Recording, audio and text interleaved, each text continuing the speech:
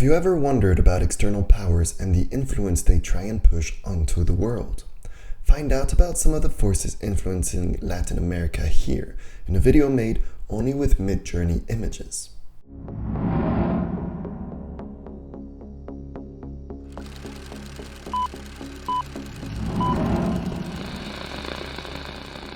Despite the great growth potential of countries in Hispanic America, such as Brazil, Argentina, Chile, and even Paraguay, external influences contribute to the stagnation and purposeful economic decline of such countries. We can affirm that the international protagonism that such potential would provide for these countries in normal occasions of fair competition is dwarfed by the manipulations of great powers abroad, such as the US and China prominently, and even Russia in some countries.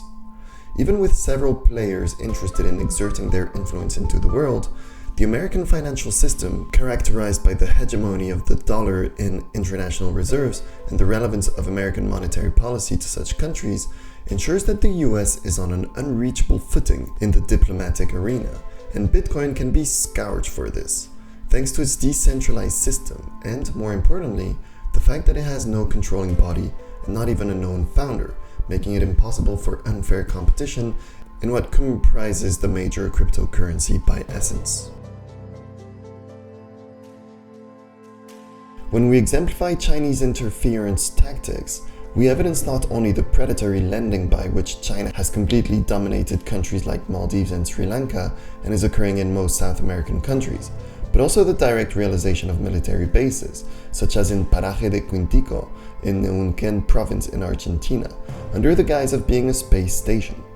Other than this, we see great influence that the Chinese system exerts over the continent in the form of frequent replication of policies adopted there, something very evident after the control measures taken after the use of COVID-19 for this pretext. A more intense influence is exerted in third world countries, especially in South America, the US, which has a more visible and prominent influence over some South American countries, such as Brazil and Colombia, especially economically and demographically.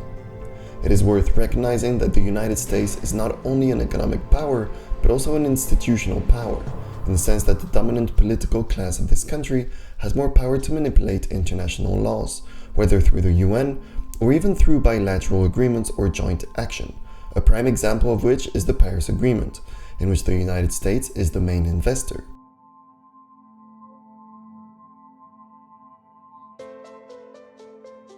Kissinger is not only responsible for the economic rise of China, which has been occurring progressively since the 1970s due to the financing promoted by his policies,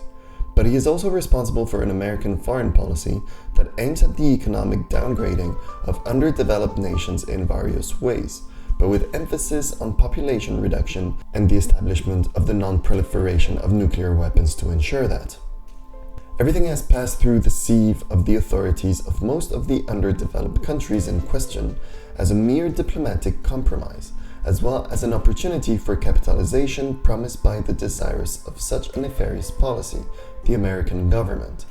In such a way, the control of the international monetary system is crucial for the implementation of such measures, not only to exert pressure on non-compliers, but also to pass on subsidies to the most committed ones.